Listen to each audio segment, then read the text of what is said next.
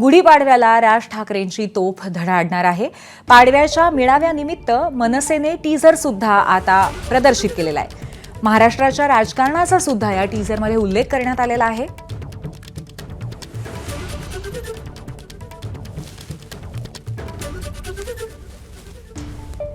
योग्य वेळी मुसंडी मारायची.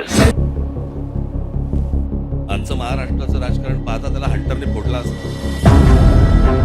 या लोकांच्या धांगडधिंग्याच्या विरोधामध्ये आवाज उठवणारा महाराष्ट्र नवनिर्माण सेना हा एकमेव पक्ष होता आणि आहे. एवढा सगळा चिखल होऊन बसलेला आहे.